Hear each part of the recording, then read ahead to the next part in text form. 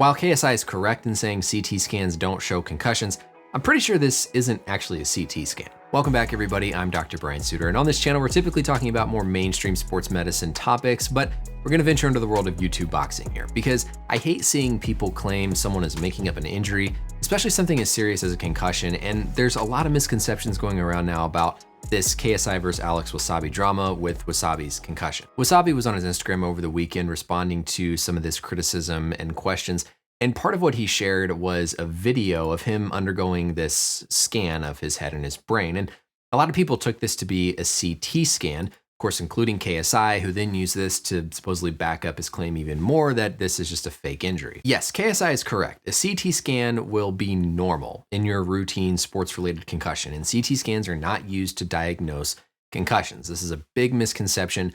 All the time we hear somebody had a normal head scan or a normal brain scan with a CT, and so people question how they could possibly have a concussion. But that's 100% normal to have a normal CT with a concussion, which is why CT scans are not used to diagnose concussions. Concussions are a clinical diagnosis based on symptoms, the history, and your physical exam. I also have to point out, I'm pretty certain this is an MRI, not a CT scan. The clues for this, number one, you can see Wassabi has this sort of plastic thing around his head.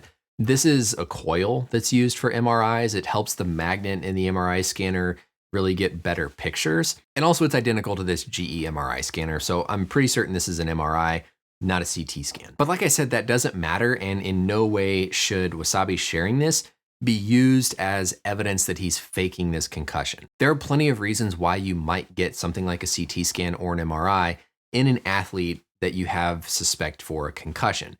If the symptoms are severe enough, if there's worry about a brain bleed or a skull fracture, then a CT scan or an MRI can certainly be ordered. And just because you get it and it might be normal, doesn't mean that there was no concussion. While he probably didn't do himself any favors by sharing just images of him getting this head scan, I kind of find it ridiculous to think that we should expect him to release his doctor's note that says, yes, he has a concussion. And frankly, if I'm seeing an athlete who I'm evaluating for a concussion and it's to the point where I'm ordering a brain MRI, I'm really concerned about that individual, because that tells me that there are much more significant symptoms.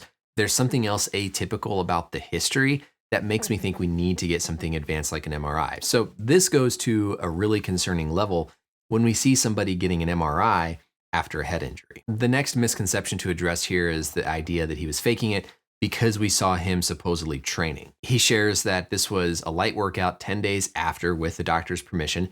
Symptoms began at the end of July. He went to the doctor in early August.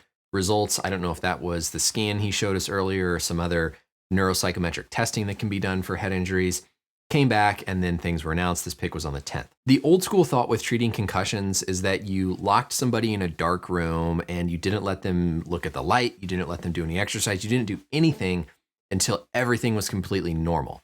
That's not the case anymore. We know that actually some degree of aerobic exercise or activity can be helpful in getting people to recover from their concussions better. So it's totally normal to see Wassabi doing some sort of light workout or exercise 10 days later. This is absolutely not evidence that he's faking it. In fact, to me, this shows that he's being managed appropriately because they're letting him do some light activity to, again, help with some of that brain recovery. The important thing here is that you don't allow symptoms to get worse while you're exercising, but if symptoms stay relatively mild or you have no symptoms, then gradually getting back into exercise is an important part of recovering from a concussion. Hopefully this quiets some of the internet trolls and answers some questions about concussions, CT scans, MRIs, and whether or not you should be exercising after you've had a head injury. I'm 100% on Wassabi's side here. I think it's ridiculous to claim that somebody is faking an injury as serious as a concussion. I understand that's part of the drama, right, of stirring up these YouTube boxing matches, but